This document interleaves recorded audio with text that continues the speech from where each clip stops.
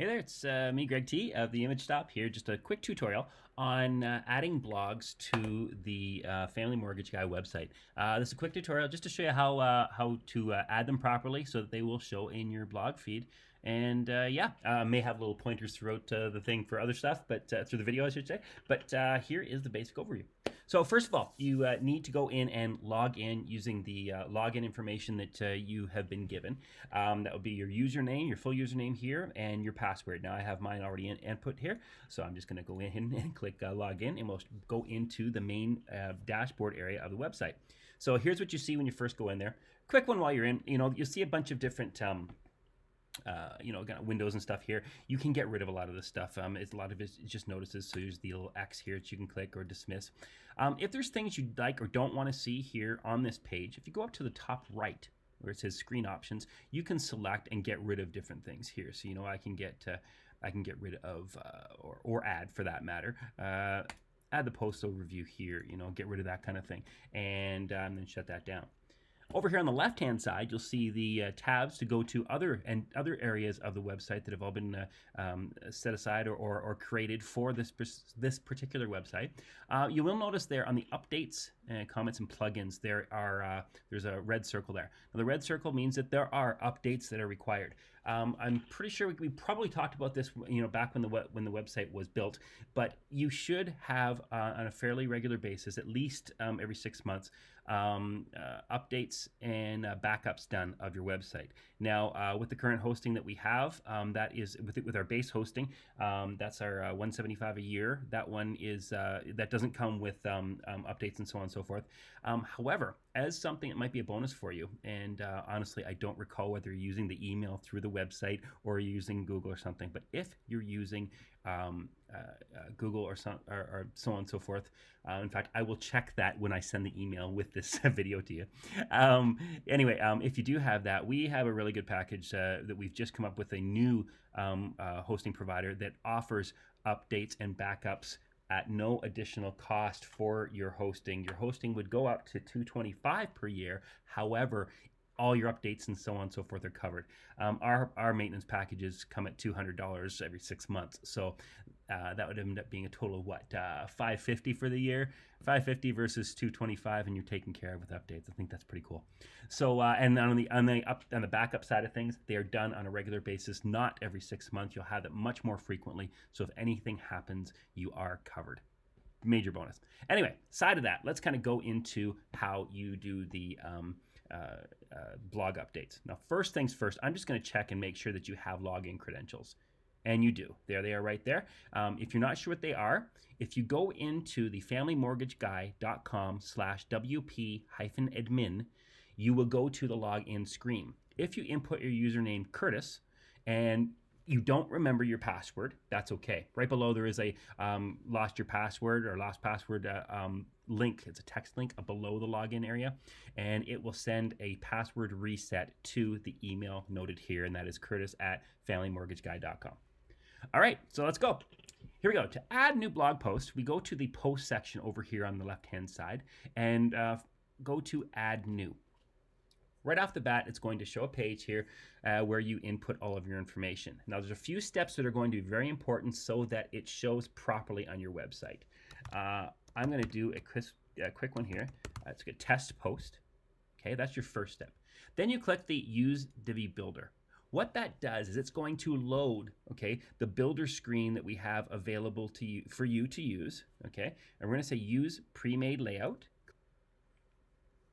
We're going to click Blog Template, and it will load the full template that's been created for exactly this purpose, adding your new blogs.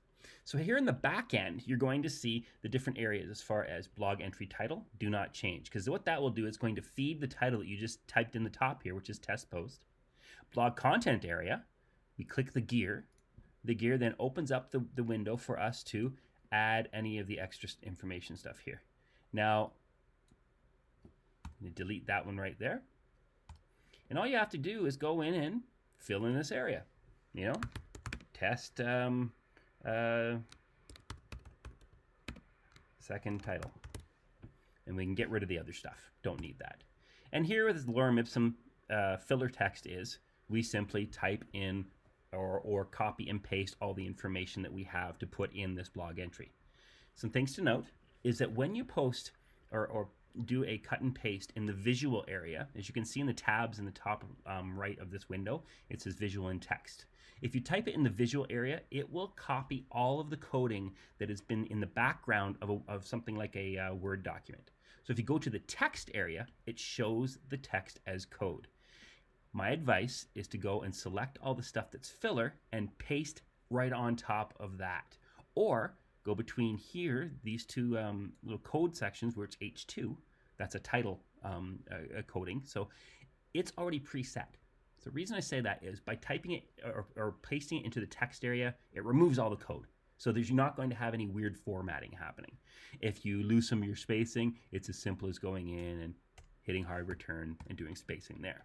If you have bullets and things you need to add, not a problem. You can go back to the visual section here, and add,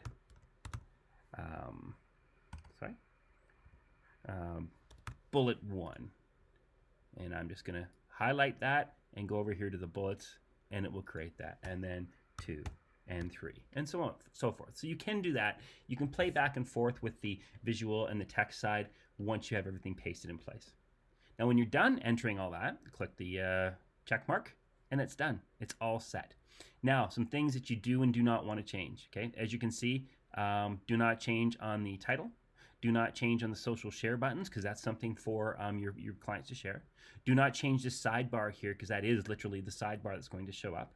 And then do not change anything here that's all in the green. That is a global element for your footer. So it is the exact same on every single page. If you change one of these, it will change everything across your website. So that's a good and handy thing if you need to make a change, something you don't want to know if you don't need to. So now, before you actually post and finish this finish this blog entry, there's a few settings you have to take note of and do. On the right-hand side, you'll see page layout. We're going to change that to full width, very important, and also post title, hide. Some of the defaults that are set have this so that there's an automatic, pre-built sidebar. We don't want to use that one, which is why we're using the full width. And the post title hide, same reason, we have this set to automatically feed the title you've typed in and do so with a formatted look and feel. So this one just removes the default one. Now scrolling down, again, staying on the right-hand side, 2 last steps before we publish. 1, featured image. We want to set a featured image, okay? Now, what we've done on this website, we have created so there will be a default feature image should you forget. So no worries about that. But if you haven't input the default, you can go in and either pick any of the pictures that are already existing on the website, or go to upload file and click select files, and you can select an image anywhere from in your website. Now, you do not want to upload something that's more than 1 megabyte in size. Smaller is important. You don't need anything very large. If you can keep it down to 200-300 kilobytes, that's perfect. Its reason being is it loads the page much slower if you have images that are too large. You can source free images at royalty-free websites such as Pixabay, Pixabay.com, or upload your own pictures. In this case, I'm just going to pick a random image that we have sitting here. You notice that this one here is 594 kilobytes. I'm going to click over here, 830. That's getting large. Over here, there we go, 251. I'm going to use that as my feature image. Add that. You notice it loads that right into the feature image area. Then the last thing you need to do is go and select from the categories blog, because we want this to be in our blog section. We click publish. And once this is all done, it's now publishing in the background. It will set and finish that, reload the page just like this, and then we do 2 things just to make sure things are working properly. We're going to click right here where it says View Post. Now we get to see what it is we entered and how it looks on the actual page that people will be reading the blog from once they click in and get past the initial one. So there we go. And there we are. And that's what people will end up seeing when they see the post on the page. Now we've kept this to be fairly straightforward to make things simple for the reader, knowing that people are looking at stats and information, not a lot of imagery and stuff here. I'm going to show you too, before we leave, how you can add images if you want to. Okay, but once that's done, okay, it's all in there. Just also, last thing to take a look at is go into the resources, go into the blog section, and let's see how how this blog shows up in the feed. Perfect. There we go. There's that image we put in, so it shows that. It's always good to have an image to draw people in. And this page is set up to show a grand total of 4 of the blog entries that you have in place. Currently, you have the acceptable down payment sources and mortgage coming up for renewal ? There we go. And then, of course, the test post. And once people click on there, that will go right to that post for you. Now, as I said, I'm going to show you one little thing in case you want to add some little variety to your blog post. I'm going to show you in the front end this time, just so you can see the different ways you can do things. At the top, you'll see Enable Visual Builder. I'm going to click that because that's going to allow us to go in and literally, as it says, work with the Visual Builder on the front end, where we can make changes and see those changes as they happen. So in this case, I'm going to say, okay, once it's finished loading, because it's going to load that everything from the back end. It loads that little sidebar, and it loads the bottom contact information that we had for our footer stuff. Great, that's working great. Now here's what I'm thinking. Let's add an image. So first of all, we have our sections, which are the blue or purple in some cases. We have our green or tealy color, which is our rows. And then we have our modules that go in the middle.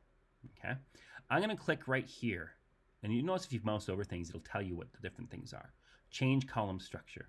Right now our column structure is set to here, which looks to be about a 4/5, 1/5 break. I want to change that, and I'm going to make that here. Now look what it does. It changes the format of the page. I can literally drag things into different columns, and I can add a new module. In this case, go down here. I'm going to say, let's add an image. Click that image, and just like we did when we did the upload, we can click and add an image and upload it. Sorry, just like we did for the feature image, sorry. And bang, there you go. So we have all this information popped in there too. Now, there's lots of things we can change, but this gives you a quick and easy way of doing some of the entries and stuff. If you do want to go a bit further, please feel free to explore a little bit, but make sure that this is something that's going to work well and cohesively for the rest of your site. This, for instance, the post title where it says do not change, what you could do is we could go in there and we could make that bold and make it the company colors. And you know what? What I'm going to do is I'm going to go into your website, and I'm going to fix or change this so that it is exactly that, so that you can see that your titles and stuff are going to be just a little bit different. Okay, I'm going to do that, and I'm going to change one other thing too. We're going to change the elements, and we're not going to show the author. We're just going to show the date the things were entered, and that's it. So that will be changed for you. So you'll see this a little bit differently when you make your initial changes, but that's just to show you how simple that can be. So last things on this one. When you're done in the visual side, you must click the purple button at the bottom, which opens up this menu. Over at the right-hand side, you click Save. And as soon as that's done being saved, you'll get a little check mark that'll show. There it is. You click Exit Visual Builder at the top. That will take you out of the building side, so nothing can get changed. And then we go over to the top right where you've logged in, and we go and click the Log Out button. Always do that, and then you're finished. So that's all. If you have any questions, send me an email, and we'll figure that out for you and help with things. So thanks a lot, and talk to you soon.